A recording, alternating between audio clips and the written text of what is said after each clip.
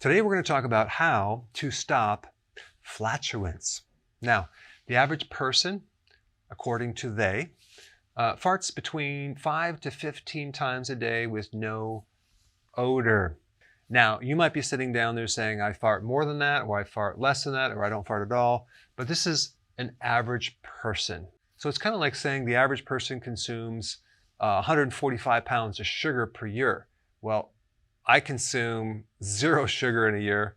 So some people consume a tremendous amount and some a small amount, but we're looking at the average. But an average person expels gas at a frequency between 5 to 15 a day.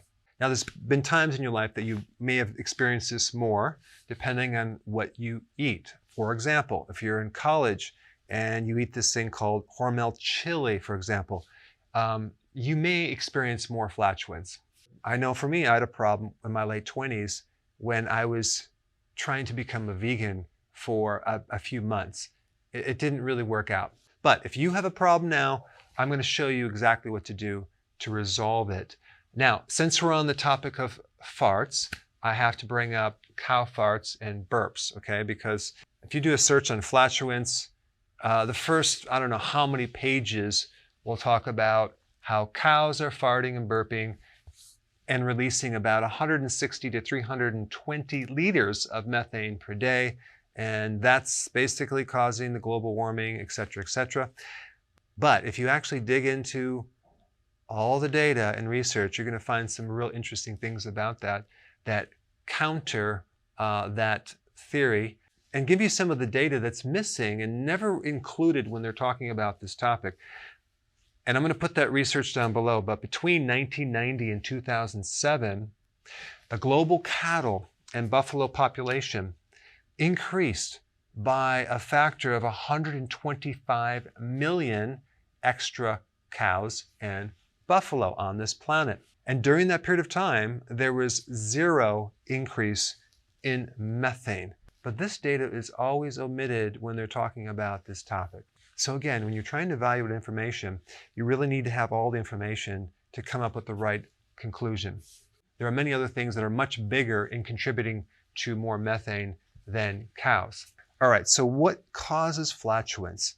Well, we have certain fiber that you eat, certain carbohydrates that you eat in the form of sugar, starches, okay, that are then fermented. So microbes are acting on these fibers and sugars and they're eating them. That's their food.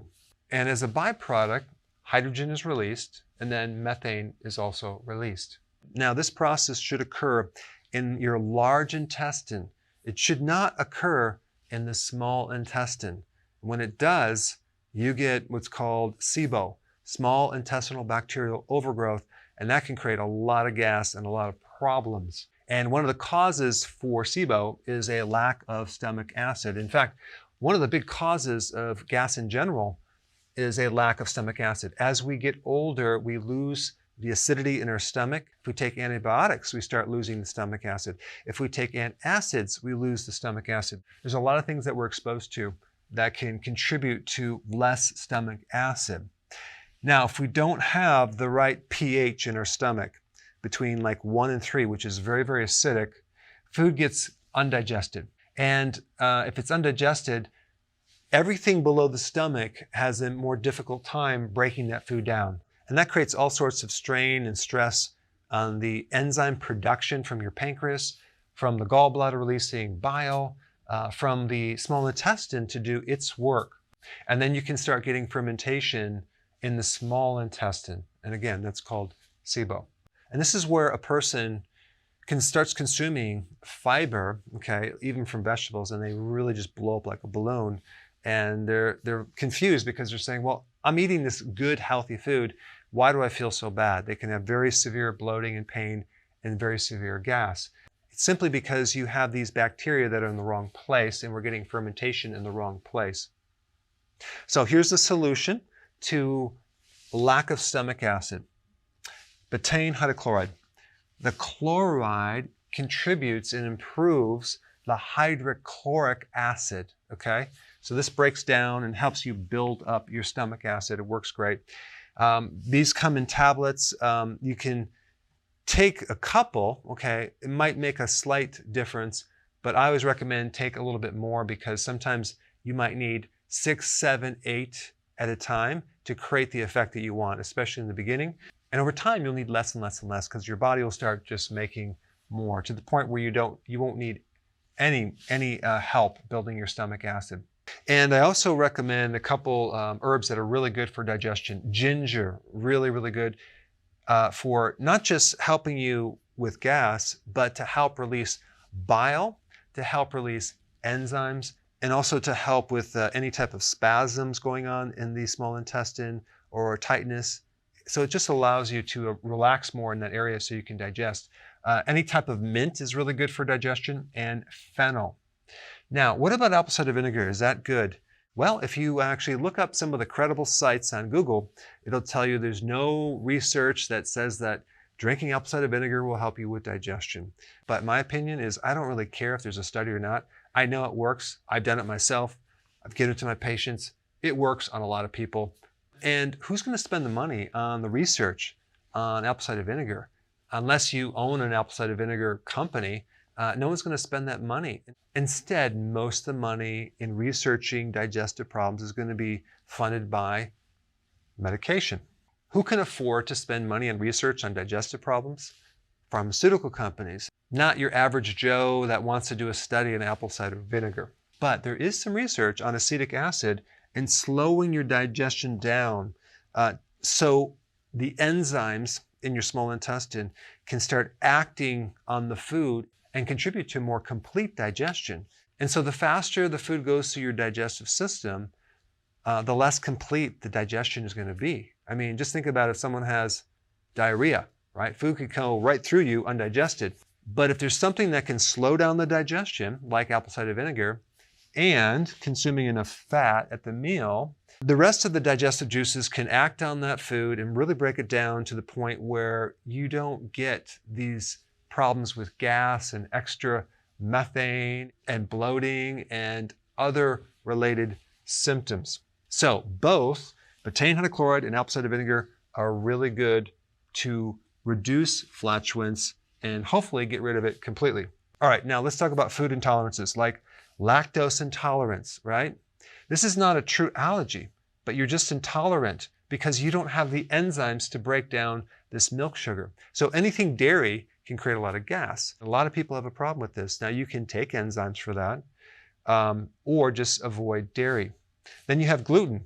A lot of people have an allergy to gluten and some people don't, but they have an intolerance for gluten. And that can create a lot of gas, bloating, pain, arthritis, etc. So the good thing about what I recommend is if you're on healthy keto, you're not going to have to worry about it because you're not going to be consuming gluten or grains for that matter. But for any type of intolerances, you can always take more enzymes. You can also take probiotics to help fortify the microbes so they can make more enzymes. I found a lot of people that have food allergies, if they take certain probiotics, they can actually reduce their food allergies. Okay, then we have what's called gas-producing foods, like fruit is a big one, right? Beans, legumes, starches like potato, rice, things like that, grains, sugars, certain cruciferous vegetables like Brussels sprouts, okay, broccoli, cabbage. Then you have like onions and garlic. These are very gas producing for certain people. Other people can consume them without a problem. But if you are on the ketogenic plan, you're not going to be doing fruit, you're not going to do beans, you're not going to do starches, you're not going to do sugar, so you're going to be in good shape. Now, if you have a problem with cruciferous vegetables, there are other vegetables that will not produce gas, like lettuce, tomato, zucchini, olives, and avocado. Okay, so just eat more of these right here. I will say, when I recommend the healthy version of the ketogenic diet, I recommend that people consume a lot more greens and salads and vegetables. However, for some people, they don't have the microbes to handle that much fiber. So you want to go slow and you want to gradually go into it. But a good percentage of the people just jump right in. They have a really big salad each day and there's no problem. But the benefit of the fiber to feed the microbes as well as the potassium, the magnesium, the vitamin C, and all those phytonutrients can greatly help a person and take their health to a whole new level. All right, number 4, sugar alcohols. When someone starts the ketogenic diet, inevitably they're going to be really into all these really cool desserts you can now have and make with these little keto cookies, and they have little bars, and they're filled with these keto-friendly fiber, like corn fiber, and other fibers like dextrin that are considered keto-friendly that create a lot of gas for people. Inulin might create a lot of gas, and it's in a lot of different keto-friendly products. Inulin is a type of fiber. And then you have the sugar alcohols like erythritol, xylitol, mannitol, which for a lot of people can produce a lot of gas. So you will quickly find out if you can tolerate these sugar alcohols once you start the ketogenic plan. I think a lot of people, when they start keto, they go overboard and just consume a lot of this stuff. I would just recommend testing the waters, do a little bit. I use xylitol, non-GMO, on a regular basis in my coffee. I'll just have one in my coffee each day. I'm good. It creates no problem whatsoever. But I just wanted to bring up sugar alcohols because that is definitely one source of flatulence. Number 5, chewing gum, especially if you have your mouth open, you can be swallowing a lot of air. Eating with your mouth open, okay, you can swallow a lot of air, and that could end up with some gas. So eat with your mouth closed, and if you're going to chew gum, keep your mouth closed. All right, number 6, carbonation, right? Now, there's a lot of carbonated flavored water drinks out there that can add more gas in the system and end up with flatulence. Now, before you go, there's a very interesting video on apple cider vinegar that I've gotten over 14 million views. You have to check this out if you haven't seen it before. I put it right here.